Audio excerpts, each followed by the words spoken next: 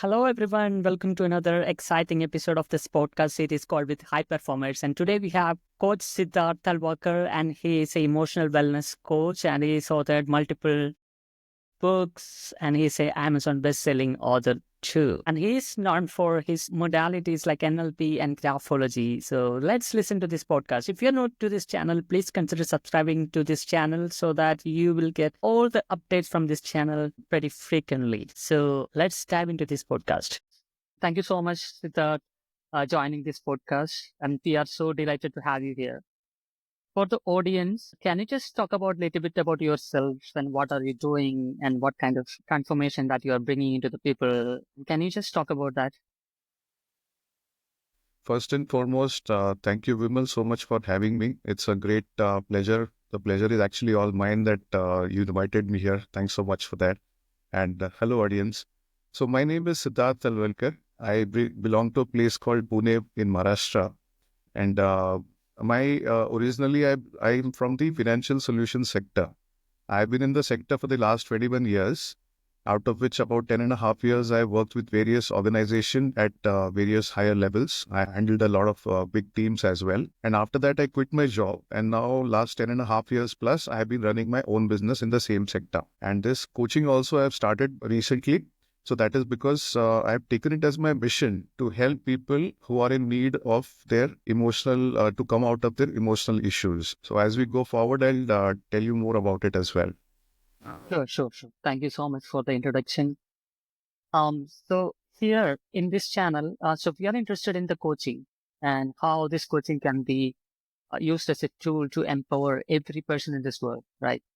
So can you just talk about how and what made you as a coach?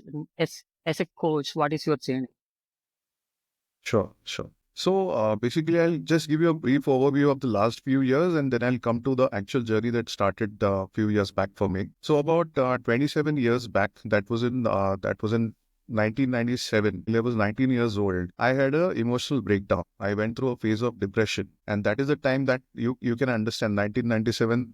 Hardly people had computers at home, so there was no question of internet and smartphones and all these things. Though, so in newspaper, I saw the ad of one of coaches like this, and it was very rare at that time. So I saw that I went with him. I underwent the course, and what I would say that I got out of that is something called as emotional resilience. So I have been all through thick and thin, all these years, whatever issues I faced, resilience was always there with me. Now I was so attracted to this that I actually wanted to become coach that time as a full-time career. But then probably you might be aware that time people were not so open to teaching somebody to become a coach. So they were like, probably the feeling was that no, if I teach this guy and then he becomes better than me, he'll become my competition, and those type of thoughts.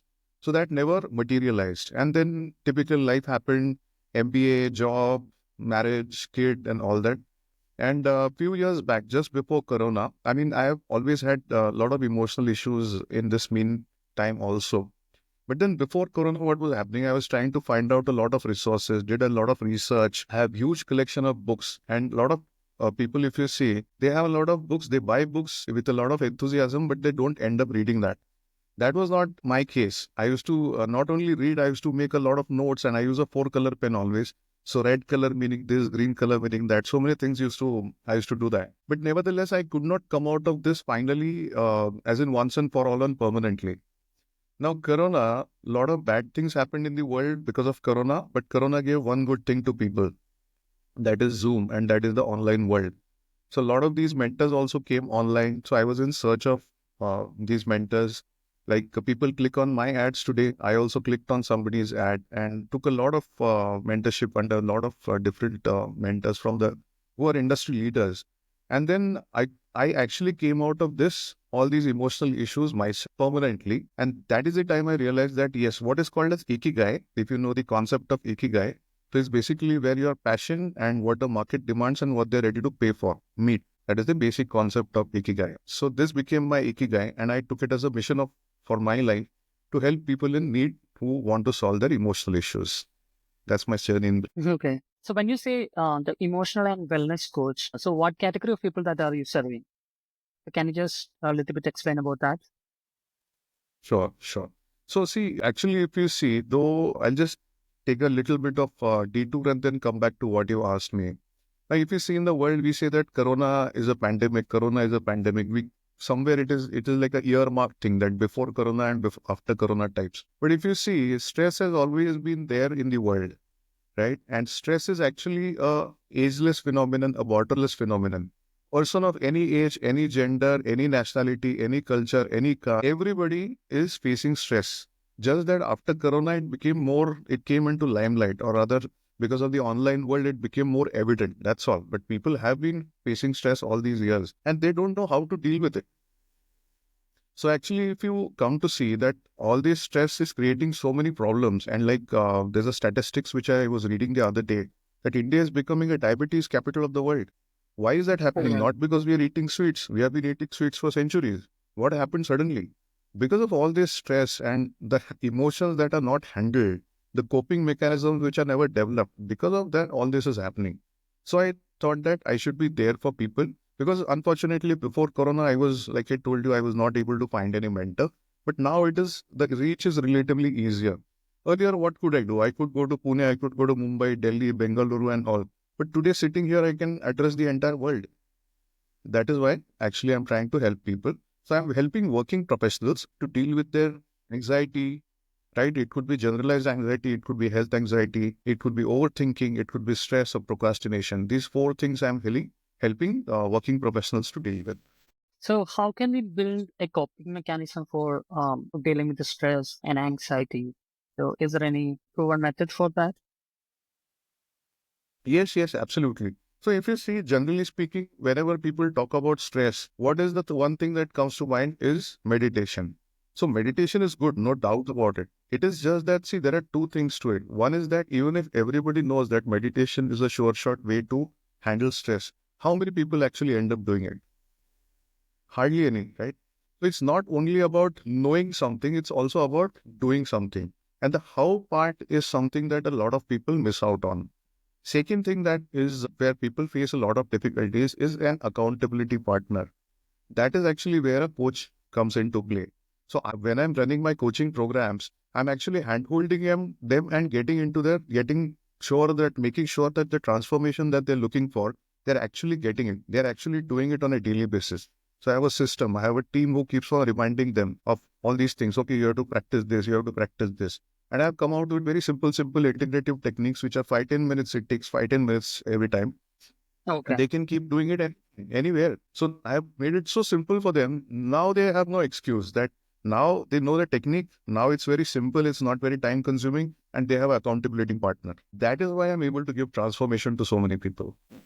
Okay, very nice. So what kind of people that you are, I mean, so is this okay for the kids or it only for just working professional or adultery category? So what kind of people that are So, you? okay. So basically, I'm dealing in two modalities. One is called as Neuro-Linguistic Programming, and one is called as Graphology and Graphotherapy. So that is a handwriting-based analysis and handwriting-based therapy. Now, NLP, if you see, any person who is of sane mind can do it. Typically, we say that a child of 10 years plus who is basically able to follow your commands and willing to accept it can do NLP. And as far as graphotherapy goes, though graphotherapy is usually for the elder people because all those problems have happened and then we are trying to correct those. But for children, we have a separate program called as, that is basically handwriting development. So right from Okay. the age of 6, that is first standard, we put the child in that program so that in the first place, all these problems do not arise. Right? What happens with adults is that all these problems have arisen and now we are correcting those. So that is graphotherapy. But in case of children, it's handwriting development. So we teach them to write in the correct fashion so that none of these problems or minimal problems would arise with them. That is how this operates. So can you just, so I know a little bit about the NLP. So I'm completely new to the graphotherapy or graphology that you're just describing. Can you just little Sure. bit elaborate on what is graphotherapy and what it's actually considering as a tool for, personal development or removing the stress and anxiety in the first place? Absolutely. So basically, see, when we say handwriting, why do we say handwriting is because one, we write with our hands and people around us, most of the people we see writing with their hands. But you would have seen maybe in news or maybe in motivational videos that those people who do not have hands, they hold the pen in their toes and they can still write. Those people who do not have legs or toes, they hold the pen in their mouth and can still write. And when we are reading a piece written by such people, we cannot make out whether the pen is held in the hand or the toes or the mouth. So what it means is that it is not really about the hand, but it is coming from somewhere else. So what we call as handwriting is actually mind writing. Okay. And the whole concept of graphology, graphotherapy is that whatever is in the subconscious mind, that is getting imprinted on the paper via the hand or via the mouth or via the toes, right? Holding the Okay. pen in all the... If there are wrong imprints, if there is some problems here, those are actually depicted on the paper. And by correcting the handwriting in a scientific fashion, we can, in effect, change the patterns in the subconscious mind. That is the basic idea of graphology, and it works wonders, wonders. So basically, the graphology means the study or analysis of one's pattern of writing. The theory Yes, behind is that the mind is involved in the process of writing. yes, And if your yes, mind is good, then it will automatically reflect in what you're writing. If your mind is having some problem or yes, yeah, then it also reflect in that. And you are looking into their writing patterns or their handwriting pattern to understand what is a problem that they're having, right? Yeah, this is yes, yes. so interesting. Because I have seen many people, they were not able to speak, like they are so much introverted, and but they could write things. But even you Exactly. can look into that and try to understand their problem. So that's an amazing, I think, invention. I should say. So what kind of Absolutely. people that you're dealing with for this graphology? So can you just little bit explain your experience about what are the problem that Sure, can be solved and sure. So, like I was telling you earlier, graphology can be practiced from anybody, right from 6 years of age to any age. I mean, the community that I belong to, the youngest member that we have is 83 years old, okay. and he does writing every day. So you can imagine, it is ageless completely. Uh-huh. Now, who I deal with is because though, like I already said, that whether you consider stress, anxiety, all these things, even students have anxiety, even people who are unemployed have anxiety, even married people have anxiety, even working professionals have anxiety, even business owners have anxiety. But then point is that it's so difficult to deal with all of them together, right? So if I try to approach, it's like they say that if everybody is your customer, nobody is your customer. Yeah. So right now, what I'm doing is I'm focusing on working professionals and small and medium business owners because I have to start somewhere. I have to start helping people somewhere. I can't say that, my God, there is so many people need help. So where do I start? I can't start. So I have to start somewhere. Slowly and steadily, I'm also building a team of coaches. I also have plans wherein I'll be able to help each of these segments. But as of now, I'm looking at working professionals between the age of 30 and 55. Okay. So, in terms of that, so when people come to you and so let's say if it is a 30, 35 old person come to you and you just immediately look at their language, I mean, their writing pattern and just trying Yes, to give some kind of methods to come out of this anxiety yes, or stress. yes, Right. Okay. Yeah. So how effective that, from, if you look at the modality of medicines, like the medical science and everything, right? So if the person has a stress or anxiety, they actually give some tablets or medicine with uh, the doctor's prescription and all, and they yes. immediately eat it and they completely. I mean, so how this is different? I mean, what is the difference between this type of addressing this problem and this type of, I mean, like using the graphology way? So what is the real difference? So basically, see, with due respect to medicine and due respect to all these things, there are sometimes emergency situation wherein a person might need to follow that.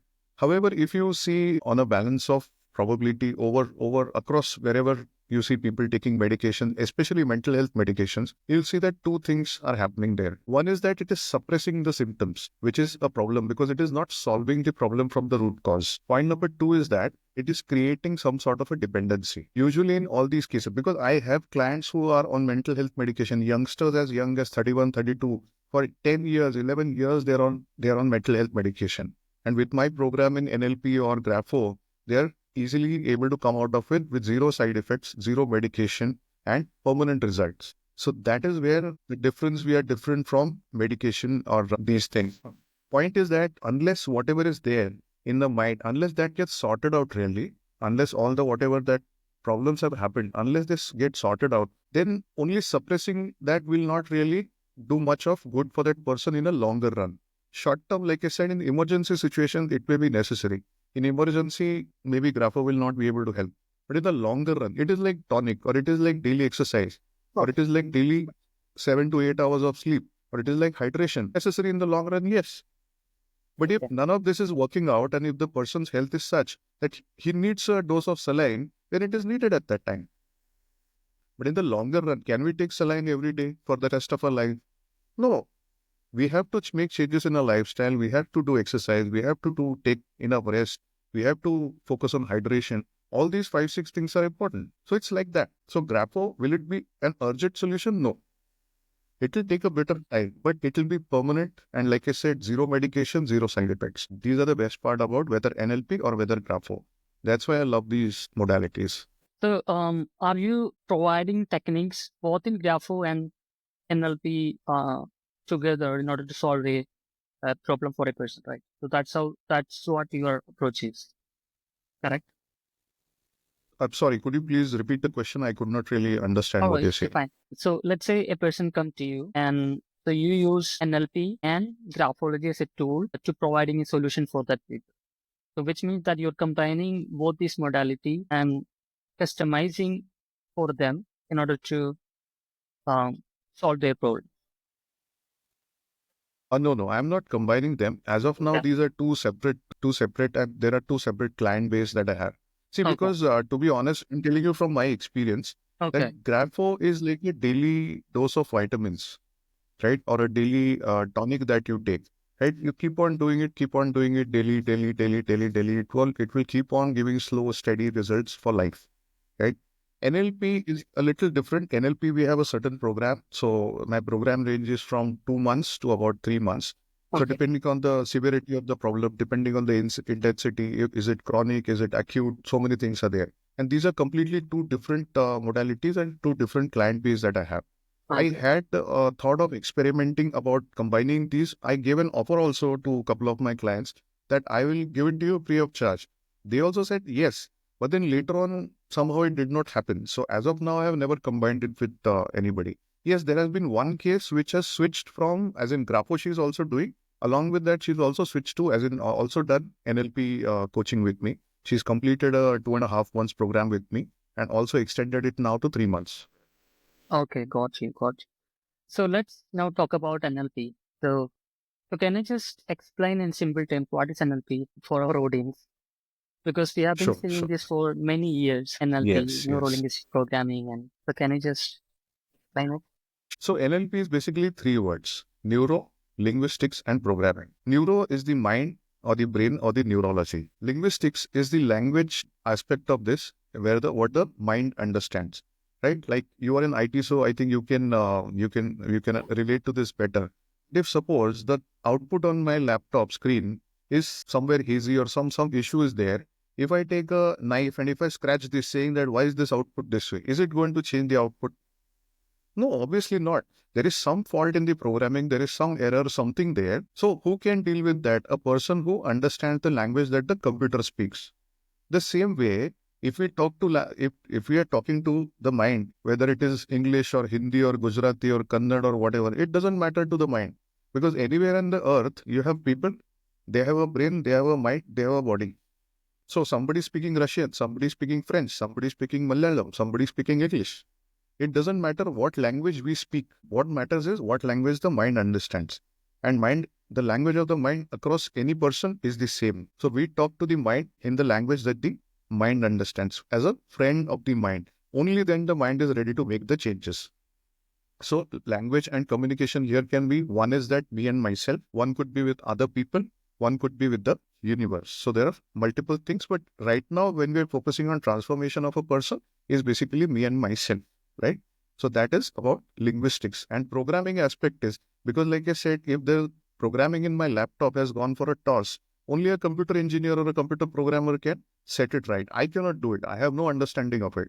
Same way, I can help people reprogram or re-imprint their subconscious mind. So wherever there are cross connections, I can get it straight and they can start functioning in the proper way.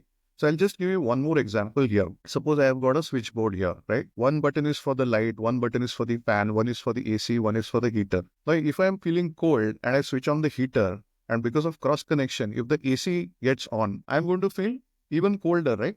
Yeah. So the problem is not with the AC or problem is not with the heater. The problem is with the cross connection. The same thing happens in our mind. Because we don't know how to use this amazing supercomputer that God Almighty has given us. So that's why all these cross connections keep on happening, because we are learning from different sources. So many things are happening in our life. So what we see here is a simple thing like, say, a microwave or a fridge or a washing machine come with a user manual. Earlier, they used to give printed manuals. Now it is an e-manual, but still a manual is available. But an amazing supercomputer like this and a complex thing like our life, there is no user manual given to us. Initially, we learn from our parents, those who are fortunate to have parents. Then we learn from our friends, we learn from the schooling system, we learn from movies. Me and my wife always make this joke that had we not watched so many Yash Chopra movies in which Shah Rukh Khan is playing the violin and everything is happily ever after it, that is not how life is. But looking at the movies, looking at Bollywood, that is what was imprinted on our mind, that, oh, life is a bed of roses, and it is not. So what I'm trying to tell you is that all these wrong connections are happening in our mind, and the beautiful supercomputer that we have, we are not able to use it properly, use it to our advantage. So here what we do is to set these connections right and to reintroduce you to your own power, or in other words, to empower you, re-empower you. Okay. So, if we talk about in the context of stress, and NLP as a tool, so what is the root cause of the stress? So earlier we have discussed about the diabetics, and I think it is not the right. I mean, it is not the right cause, and in there's going to be a diabetic capital and things like that you mentioned, right? And so if you look through that in the lens of NLP or the context of NLP, so how can we portray the NLP as a solution for these problems? So let me explain two concepts to you. Then I think this matter would be clear. In case it is not, do let me know. So point one is that, see, brain is like a receiver and a transmitter. It is always communicating with the outside world. Now, how will it communicate? Because it is situated deep inside and a skull is covering it. So how will it communicate with the world? So it communicates via our five senses. In NLP, we call it VAKST. That is visual, auditory, right? That is hearing, kinesthetic, that is touch, smell, and taste. Now, whatever inputs are coming in, the same is not getting processed in the brain. There is something called as a DDG filter. There are three filters. One is deletion, one is distortion, and one is generalization. Because of these filters, whatever is coming inside is not getting processed as it is. Because of this going through filters, some of the information is deleted completely. Okay. Some of the information is distorted. And some of the information we generalize. Okay. You might have all heard people say this, वो है ना ऐसे ही है, वो country के लोग ऐसे ही हैं, so and so, all these things. These are generalizations. So why are these necessary? There is a place in evolution for why DDG is necessary. But the point is that if you understand this, so after DDG, what happens to the information is what we call as perception. That is my personal reality of actually what exists. Okay. Based on my personal reality, my things are, I'm making different choices. I'm making either a bad choice or a good choice or a productive or unproductive. Those choices are happening. So that is one of the reasons for stress. Second thing, a core of our being, suppose you consider it's like an iceberg. We saw in Titanic movie, iceberg is roughly 33%, one third above the water, and almost the majority part is below the water. The same way, there are 6 things that are happening with us, or 6 things in which we are dealing with the world or doing anything, whether it's going after our goals, whether it's working, whether it is dealing with the other person, whether it is dealing with the family. What are these 6 things? The 3 core things that are below and which are the largest part are called our being. Our being. And what are those? Our identity, that includes our self-esteem, self-image, belief system, and value system. These are the 3 things which form a part of our being. And the 3 things that are above the water, which are relatively a smaller part in terms of impact, are your behaviors, are your skills, your knowledge, all these things. So a lot of times if you see, people are always running behind the skills and knowledge, right? All our education system, what are we doing? We're trying to give them skills and knowledge, skills and knowledge, skills and knowledge. What is happening to our being? Nobody's really addressing that. That is why all these issues are there, because unless we address unless that being changes, the actual changes in life will not really be helpful. That is one of the major reasons of stress why people have, because they are holding on to wrong beliefs. They have some value system which is misaligned. So in NLP, in my program, what I do is I do a value elicitation so that I make the person aware. They won't do the exercise. I just guide them and they come up with their list of values, top 5 values. If they live with those top set of 5 values, then only then their life will be in alignment. If the belief system, if they're holding on to wrong beliefs or disempowering beliefs in NLP language, then obviously the results are going to be disempowering. So we help them to clear the wrong beliefs and get into the right beliefs. We also work on the identity, which also helps them to have a much, much better life, a bright future, better coping mechanisms. All these things come from there. I hope I have answered your question. It was a pretty long one that I gave. Yeah. So this is absolutely fantastic. You are saying that the three things out.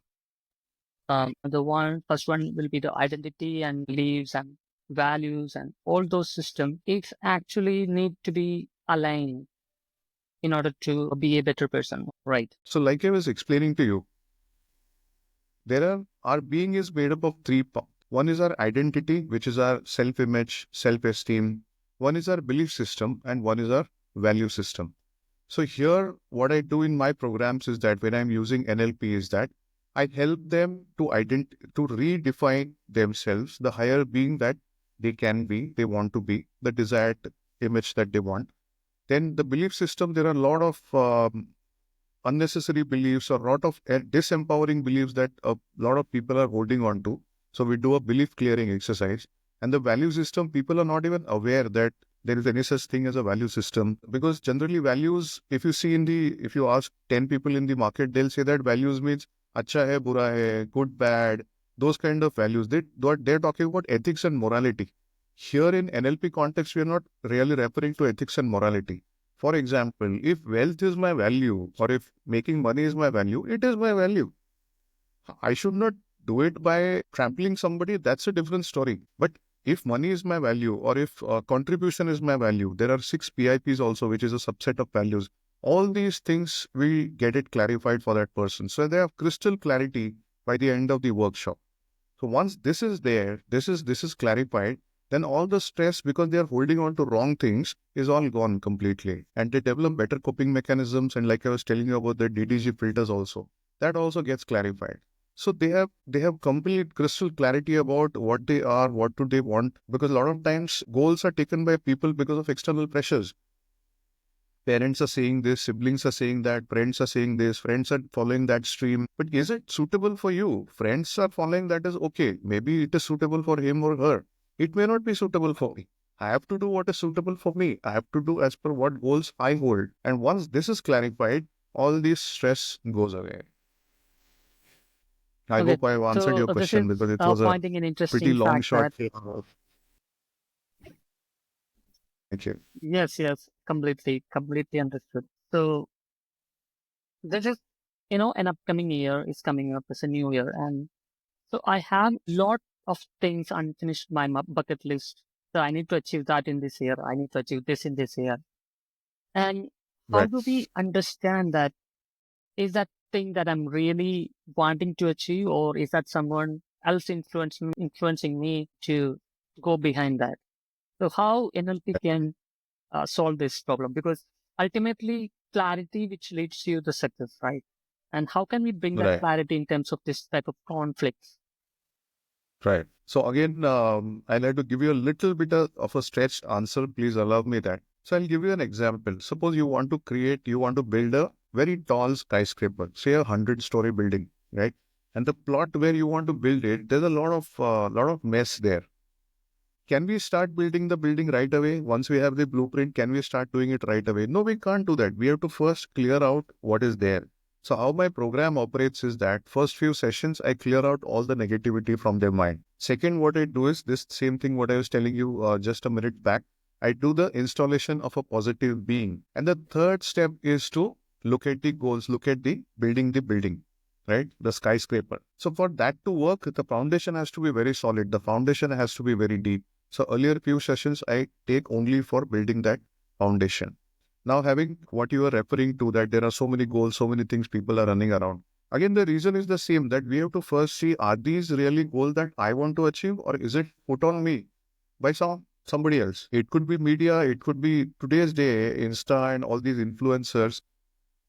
This is not a real picture that they have in their lives. That is just a projected image. But we try to copy that image, saying that, oh, I want to become that like that influencer. I want to have so many cars. I want to have such and such thing. Actually, their life is probably not that way. We don't even know. We're just seeing the projected image. Like it's like watching a movie and seeing that, oh wow, I want to become like this. It doesn't work that way, right? So this clarity we are able to provide once you go through this program. Like I was telling you, identity, clearing of beliefs, and elicitation of values. Once the values and all these are aligned, then you know what I really want to do and what I really don't want to do. According to that, you can take the steps for goal setting. So in this way, on the next step, like I was telling you, building the building is, we have a 7-step neurological alignment. We have, if there are obstacles, we have obstacle removal techniques. And end of the day, all said and done, if you see, I think Swami Vivekananda had said this sentence, that man is a product of the habits, the daily habits, right? And first we make the habits, and then the habits make us. So I also have mentoring sessions in which I teach them how to create good habits, how to go away from the bad habits. Because see, people typically what they think is that habit is just the behavior that we see outside, and we're trying just to change that behavior. It doesn't work that way. Habit is made up of 3 factors. One is the trigger, one is the behavior, and third is the reward. Unless you deal with all of these, right? Okay, maybe you deal with factor number 1 only, but you are aware that, okay, this is what I need to do. There's a clear-cut plan how we are doing it, right? Only then can it come into your daily habit. And once it comes into your daily habit, only then can it become a routine for you. Till that time, that's why there is a snapback effect, that people do something. New Year is coming, like you said. New Year resolutions, the favorite part of a lot of people. And then what happens? They join the gym, they pay the yearly membership, and then what happens? By 10th or 15th of January, nobody is visiting the gym. And all gym owners know this. That's why they give fantastic packages for all the entire year package, because they know that after few days, nobody is going to come there. They get a snapback effect. Do they not have any intention to go? Of course, they have an intention. But why are they not able to go? Because they are not working at the root level. They're just working at the surface level. I hope I answered your question. Yes, yes, definitely. So you are offering multiple programs, and I think the viewers can get benefit out of it. And also, before leaving, can you just talk about your books? And you are an author, so can you just little Sure. bit talk about your book and what it represents and what are the target audience? Uh, Absolutely. Absolutely. So here again, my book is all about the mindset. I'm an Amazon #1 bestseller author. And the book is again directed towards working professionals. And all these things that I'm telling you are explained in very, very simple terms. Why? Because see, there are some people who prefer a DIY kind of method. They want to do it themselves, do it yourself kind of method. So they say that I don't want to go through the program. I don't want to do so much things, 2 months, 3 months.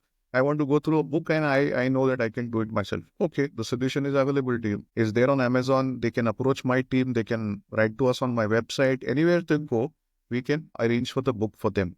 It's a very cost effective, because I kept it low on purpose, because the whole point, like I told you, is that I'm trying to empower people. It's my mission to empower people. So I'm trying every way that, okay, all these things are available for you. Google, YouTube, YouTube channel is there. You like Insta, I'm there on Insta. You want like Facebook, I'm trying to put motivational messages, inspirational messages, simple hacks, tricks, book, everything I'm offering to them. Now you have no excuse. All these are available at such a low investment. You do that, you want to do it yourself, please do it. But do it. That's the whole point. So that's what I'm trying to help people in that manner. all right. So, so even the people doesn't want to join your program, they can still use your book. But the accountability part that you have mentioned earlier, right? So if you have a coach, Yes, exactly. then Right. that is the major differentiator between, even though you have a lot more information, but if you don't have Yes. right coach to guide you or Hmm. coach you, then it will Absolutely. be lot more cost you have to pay at the end, right? So Exactly. Like, thank you. Yeah. s- may I just say something? So, like I was giving you my own example before Corona, that I have read so many books, I have so many notes, I literally filled pages and pages. There's an 8 feet cupboard that I have, which is all these books and notes. But I could not, end of the day, I could not get out of this permanently. I used to always have this snapback effect because I didn't know these concepts. Nobody has talked about identity, belief system, and value system in the same material. So that's why somewhere you need a mentor who can actually get you out of those. And once I got these mentors, though I searched a lot, though I talked to a lot of people, though I did a lot of programs, I invested lakhs of rupees of my own hard-earned money because I come from a lower middle class background. It is not easy for me. There are so many people who are dependent on me. But still I invested that because end of the day I realized that if I don't do this right now, then the same thing is going to continue for my life. That is where the coach comes into play, that who can actually handhold and get you on the other side. That is the transformation, as you rightly said. Thank you so much, Siddharth. So because of the constraint of time, I think we definitely will continue on the next time. So Sure. thank you so much. It's pleasure for me to having you here. Thank you so much for your kind information and sharing the information with us towards the empowering personal growth. And a lot of new big stuffs are there like NLP, Graphology. And so I think our audience enjoyed this show. Thank you so much. Thank you. And like I said, I really want to express my gratitude towards you because, like I said, somewhere these type of podcast, I'm also trying to forward my mission of helping out people who are really in need. And thanks to great coaches like you yourself, that we are actually doing this great job and trying to help a lot of people. So actually, the gratitude is for you. Thanks so much. Thank you so much.